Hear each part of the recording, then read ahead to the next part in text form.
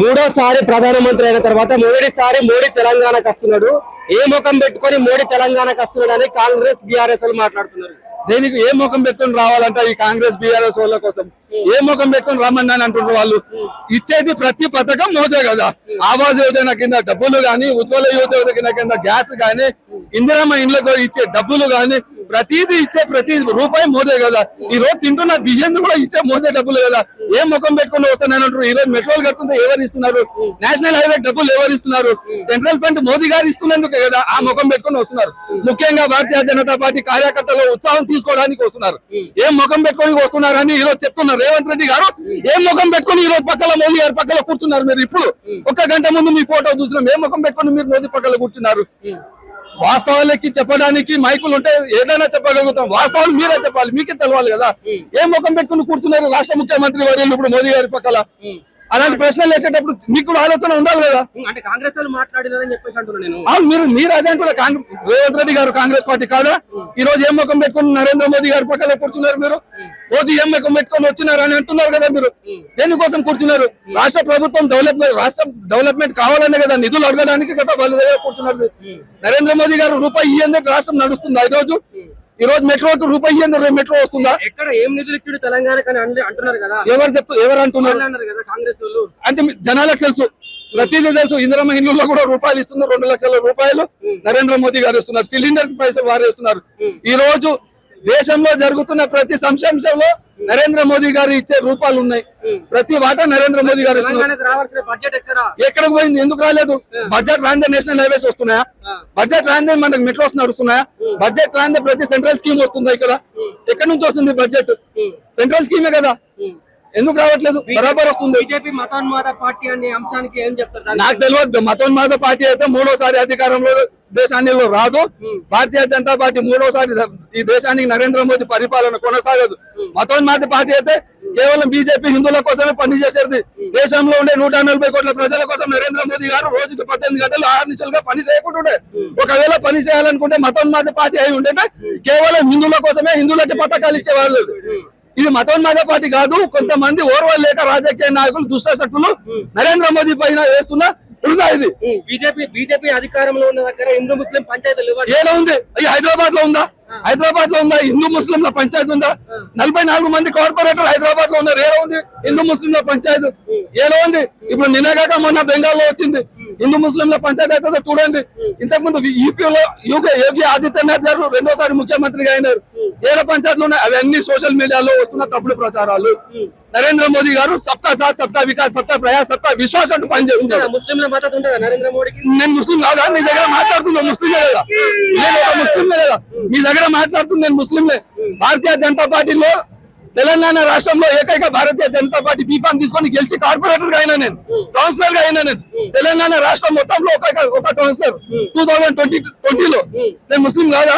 నా భార్య పిల్లలు ముస్లిం కాదా? మా ఊర్లో ముస్లింకి మెజారిటీ ఆఫ్ ఓట్స్ పడ్డాయి. ఎవరు చెప్పారు? ముస్లింలు. అవగాహన లేదు ముస్లింలకు.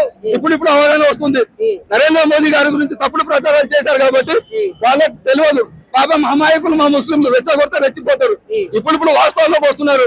ఖచ్చితంగా నెక్స్ట్ వచ్చే ఎన్నికల్లో బీజేపీ తెలంగాణ అంటున్నారు. 100%. ఈ రోజు మీటింగ్ కూడా ప్రత్యక్షంగా దాంతో ఉదాహరణ.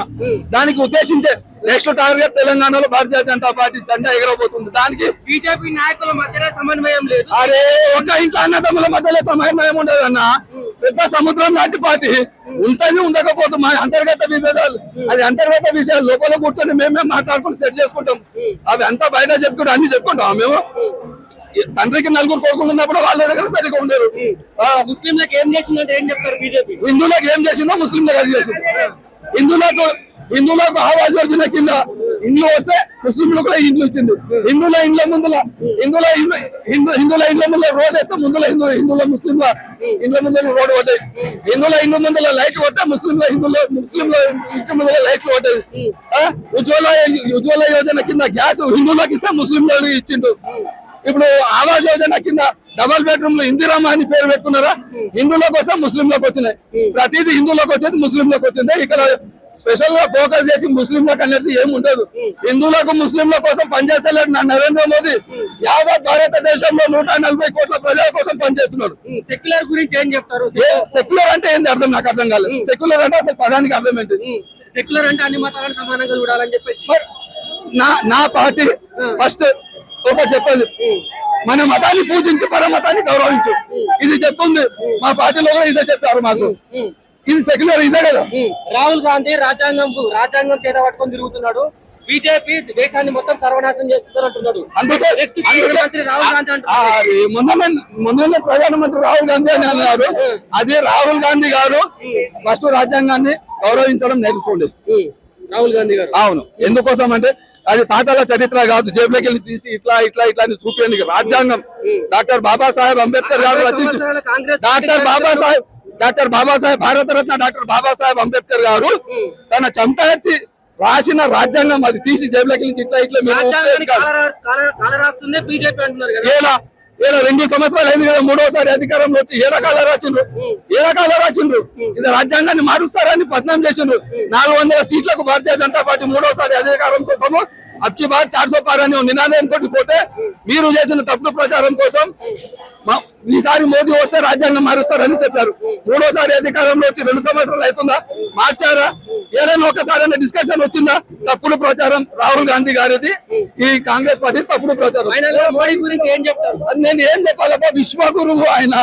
ఆ మహానుభావుడు ఉంటేనే ఈ దేశం సుభిక్షంగా బతకగలుగుతారు. లేదంటే పక్కకు దేశపు వాళ్ళకు మనమే ఛాయిస్ ఇచ్చిన వాళ్ళం ఈ దేశాన్ని నాశనం చేయమని చెప్పనించుక చాట వాళ్ళ నా మోడీ కాబట్టి ఈ దేశం పైన దండయాత్రకు పక్క దేశపు వాళ్ళు వస్తలేరు. అలాంటి నాయకుడు ఇక్కడ పరిపాలన చేస్తున్నాడు కాబట్టి నరేంద్ర మోదీ గారిని భయపడి పక్క దేశపు వాళ్ళు నా దేశం పైన దండయాత్రకు రావడం లేదు. దీని గురించి నరేంద్ర మోదీకి ఒకవేళ ఆ భగవంతుడికి ఏమన్నా వరం కోరాలనుకుంటే భగవంతుడు నా ఆయువు కూడా నరేంద్ర మోదీకి ఇచ్చారని చెప్తా.